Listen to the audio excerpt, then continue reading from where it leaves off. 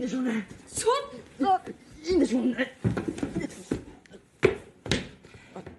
すいません、ごめんなさい。ちょっと落ち着いてって。なんか最近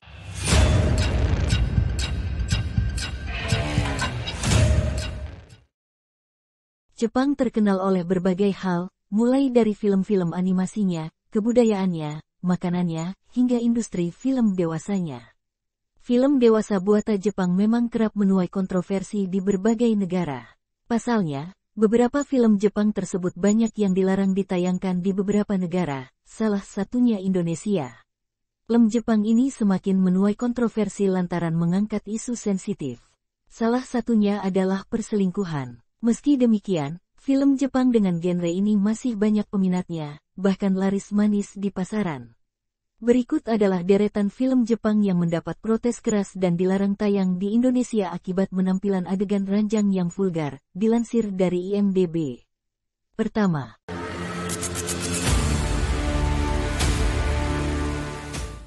film ini memperlihatkan kisahnya sederhana Once Upon a Time. Mungkin Kiraper pun terus memaksa sang geisha untuk menceritakan apa yang sebenarnya terjadi. Penuturan kisah dari mulut sang geisha inilah yang kemudian mengisi film imprint hingga ke endingnya yang tidak terduga. Kedua,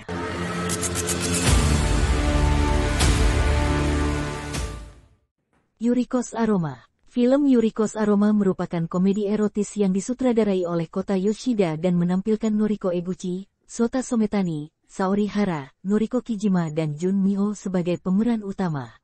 Penikmat film seperti film-film Jepang selalu menyuguhkan suatu sudut pandang yang berbeda.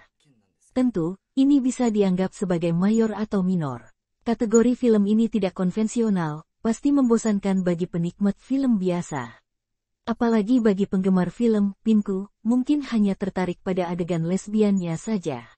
Bagi sebagian orang, sinema ini tidak pasaran. Menawarkan orisinalitas dan kreativitas tingkat tinggi.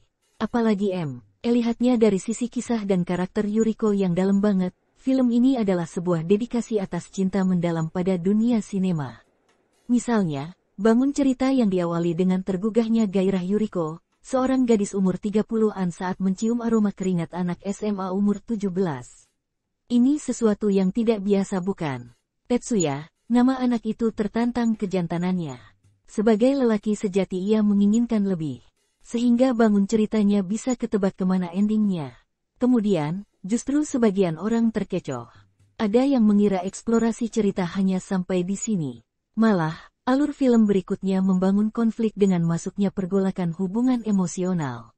Pelanggan Yuriko, Ayame malah meminta diajari tentang aromaterapi. Kesan cerita makin kuat saat Yuriko mencuri sarung tangan, fokus aneka aroma yang berputar-putar di udara, dari semprotan deodoran ke debu hingga aroma alami.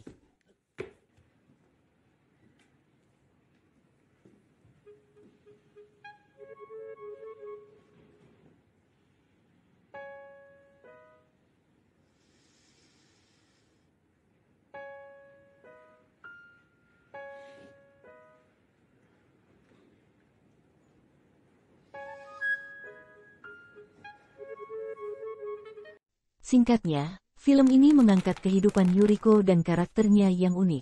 Penonton mungkin tidak memahami apa yang menjadi ketertarikan Yuriko terhadap jenis-jenis aroma. Film ini nggak bisa dibilang bagus. Akan tetapi banyak juga yang jatuh cinta pada ide cerita dan karakter yang menawan. Bisa dikatakan film macam begini sebagian besar dijauhi oleh sutradara dan aktor. Tidak populer. Film garapan Kota Yoshida memang bukan film biasa. Jika Anda seorang penikmat film, mungkin salah bisa merekomendasikan untuk menonton film ini. Karena di sisi lain film ini diperkaya oleh panorama sinematografi. Ketiga,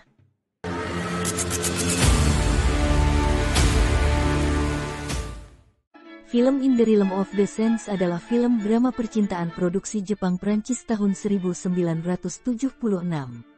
Film ini disutradarai oleh Nagisa Oshima. Film ini diangkat dari cerita fiksi yang diilhami kisah nyata kasus tahun 1930-an di Jepang yang melibatkan Sada Abe. Lebih dari 40 tahun sejak dirilis pada 1976, In the Realm of the Sands masih saja menjadi salah satu film erotis paling kontroversial sepanjang masa. Kendati menuai pujian di negara-negara barat, film hasil arahan sutradara Nagisa Oshima ini tidak pernah bisa bebas dari bayang-bayang gunting sensor di negara asalnya, Jepang. In the Realm of the Sands, Ai no Korida, diangkat dari kisah nyata yang terjadi di Jepang pada 1930-an. Sada Abe Eiko Matsuda, merupakan pelayan penginapan yang dulunya pekerja seks. Meski sudah pensiun dari dunia prostitusi, Sada tidak bisa menutupi hasrat seksnya yang sudah lama tidak terlampiaskan. Maka, ketika majikannya yang bernama Kichizo Ishida, Tatsuya Fuji, menggodanya, Sada tidak bisa menahan diri lagi. Sada kemudian bersedia dipergundik oleh Kichizo ketika menyadari mantan tuannya itu sangat hebat dalam urusan ranjang. Dia dan Kichizo lantas memilih hidup dalam isolasi dan mulai menenggelamkan diri dalam maraton seks seharian penuh selama beberapa bulan. Keduanya diselimuti gairah menggebu yang akhirnya menghancurkan kehidupan satu sama lain.